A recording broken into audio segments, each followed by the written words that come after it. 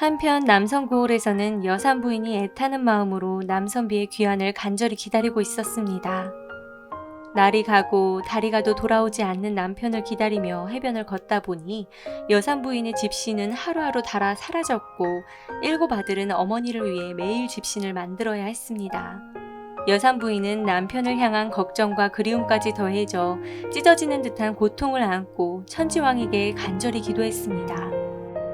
천지왕님, 남편이 살아있다면 걸어 돌아오게 하시고 죽었다면 그의 옷이라도 물결에 실려 돌아오게 해주십시오. 어머니의 슬픔과 고통을 더 이상 견딜 수 없었던 7 형제는 어머니를 위한 작은 회의 끝에 어머니를 찾아가 말했습니다. 어머니, 너무 슬퍼하지 마십시오. 우리가 아버지를 찾으러 가겠습니다. 하지만 여산 부인은 자식들의 안전을 걱정하며 거절했습니다.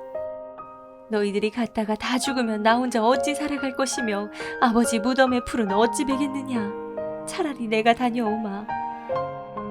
여산 부인은 아들들에게 배를 만들어 달라고 부탁했고 어머니의 말을 들은 7 아들은 다음 날부터 산으로 달려가 고든 나무를 베어 작고 튼튼한 배를 만들어 주었습니다. 7 아들이 함께 만든 작고 튼튼한 배는 여산 부인과 함께 그녀의 절박한 마음을 가득 싣고 오동고을을 향해 출발했습니다. 유난히도 거친 바람과 물결은 여산 부인의 배를 괴롭혔지만 묵묵히 며칠을 버티다 보니 그마저도 질렸는지 이내 잔잔해져 작고 튼튼한 배를 오동고을에 데려다 주었습니다. 바람과 물결을 따라 오동고을에 도착한 여산 부인은 해변가에 매여 있는 익숙한 배를 발견했습니다.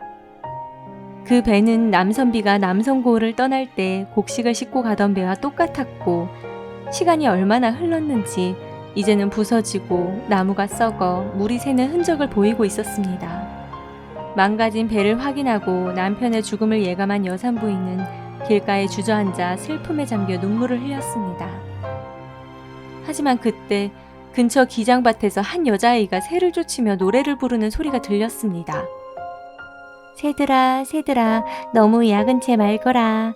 똑똑하다고 소문난 남선비도 노일자대 꾀에 속아 곡식 재물 다 팔아먹고 쫓겨나 겨죽단지 옆에 끼고 죽을 날만 기다린단다.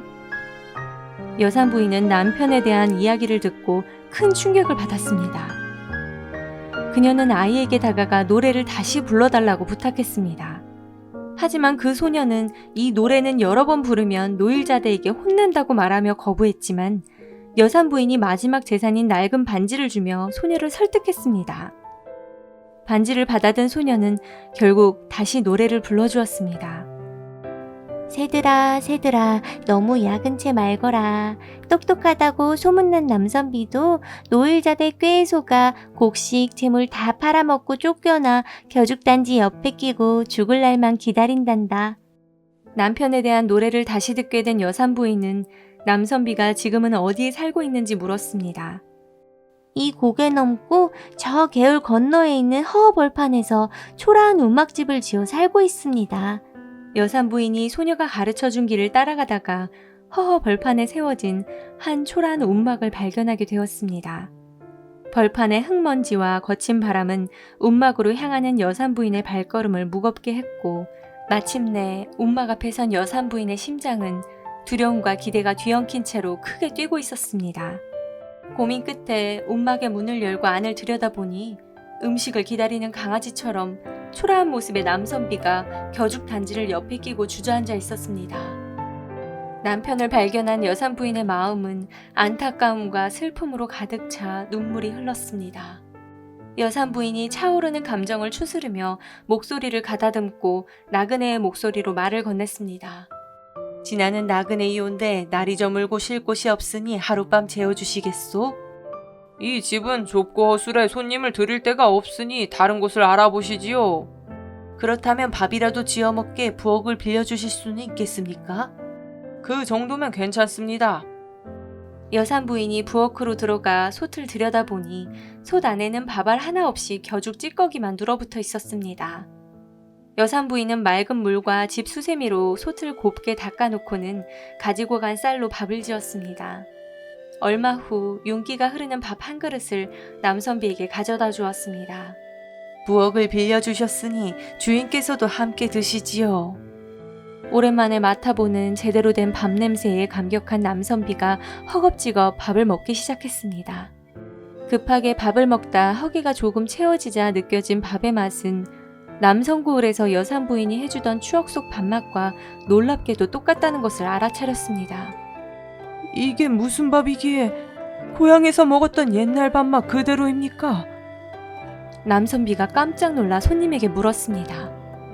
주인께서는 밥맛은 알아보시면서 눈앞에 있는 사람을 몰라보십니까? 제가 바로 주인의 아내인 여산부인입니다. 남선비는 그제야 자신의 아내가 자신을 찾아온 것을 알았고 감격에 눈물을 흘리며 기뻐했습니다. 오랜만에 재회한 두 사람은 손을 맞잡고 새로운 아침이 다가올 때까지 대화를 나누었습니다. 긴 대화를 통해 남선비는 과거의 행동에 대한 참회와 자아성찰의 시간을 가지게 되었고 두 부부가 겪었던 사무치는 그리움과 고통이 사랑으로 치유되는 시간이었습니다.